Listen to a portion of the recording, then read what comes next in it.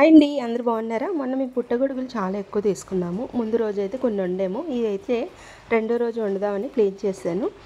ఇక్కడైతే టమాటా, ఉల్లిపాయ, పచ్చిమిరపకాయలు కూరకు సరిపడా కట్ చేసి పక్కన పెట్టాము. ఒక గిన్నెలో కాస్త సరిపడా నూనె తీసుకొని గ్యాస్ మీద పెట్టేసానండి. ఇప్పుడైతే నూనె వేడెక్కింది. ఉల్లిపాయ, టమాటా, పచ్చిమిరపకాయలు వేసాను. ఇవైతే చక్క సిమ్లో పెట్టి బాగా మగ్గనివ్వాలన్నమాట. పక్కన అయితే ముందుగా క్లీన్ చేసిన పుట్టగొడుగులు అమ్మ కడుగుతుందన్నమాట. ఇక్కడ బాగా కడిగి చక్కగా ఒక చుక్క నీళ్ళు లేకుండా పిండిసి గిన్నెలో తీసుకుంటుందన్నమాట. చూస్తున్నారు కదా, చక్కగా నీట్గా వచ్చేసింది. అసలు ఇప్పుడైతే దీంట్లో అసలు ఏ మట్టి ఏమీ ఉండదండి. చాలాసార్లు కడిగాము. అలాగే అమ్మ ఏంటంటే ఇంకా కూర వేసే ముందుని కూడా ఇంకొకసారి కడుగుతాననేసి కడుగుతుంది. చక్కగా ఇలా పిండేసి ఒక గిన్నెలో తీసుకున్నాము. ఈ లోపల ఉల్లిపాయలు ఇవన్నీ కూడా చక్కగా బాగా మగ్గిందండి.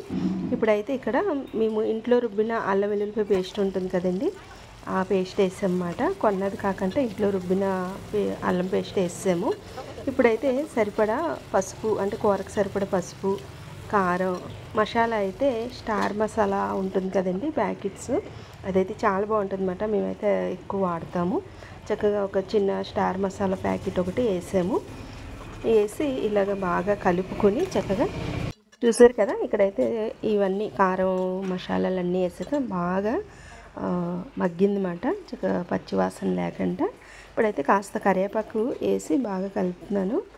అయితే ఇక్కడ కరివేపాకు ముందు వేస్తే మాడిపోతుందన్నమాట. ఈ టైంలో వేస్తే ఆ స్మెల్లే వేరే అసలు.